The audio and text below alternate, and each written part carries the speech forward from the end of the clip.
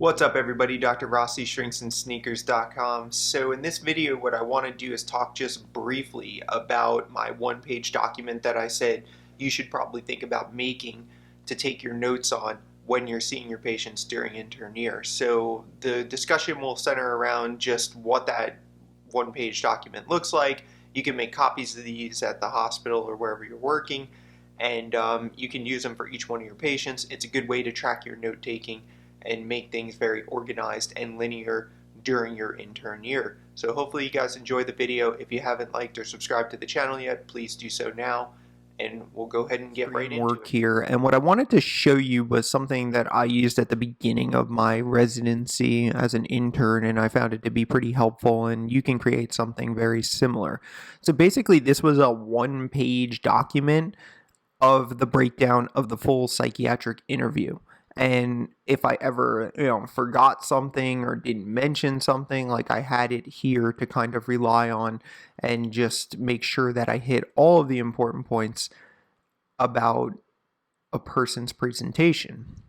So one-page document for the psych history. This is an older one, so this actually is not as good as the one I perfected eventually by the time I finished my intern year, but this was a good document, I think, to have. Now, there is great debate as to whether or not you should be writing anything down while the patient's talking. What I will say about this is I personally liked writing things down at the beginning of my training because it helped me to remember important details that I would often forget. And many times, it's not an ideal situation where you can see the patient and then document. It's usually you're seeing multiple patients and then documenting sometime later in the day.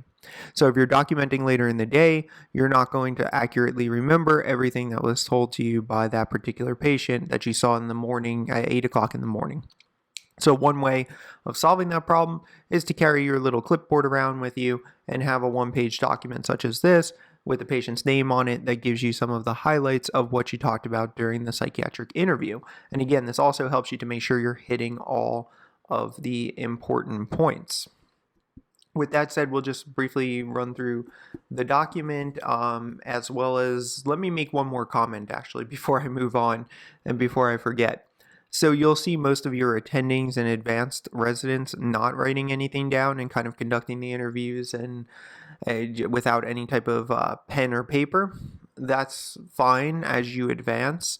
However, I think a lot of attendings and advanced residents still forget things and, don't fully get all of the stuff documented that they maybe should. So even as you advance, you may still want at least just a blank paper and a pen available to you to jot some little notes down.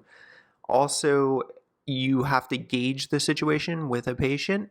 So if you're talking to a very paranoid patient, paranoid schizophrenic patient who's responding to internal stimuli, who's delusional, who's hallucinating, they may be skeptical of you writing things down. So you want to be careful not to scare that person, and you don't necessarily want to be writing then. So at that point, you just stop writing. It's very simple.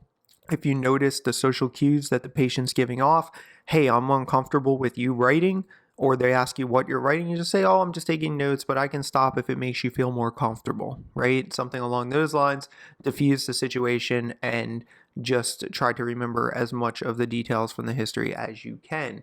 Now, again, what this document does is kind of details everything out. So starting with the history of presenting illness, and then of course a psychiatric review of systems.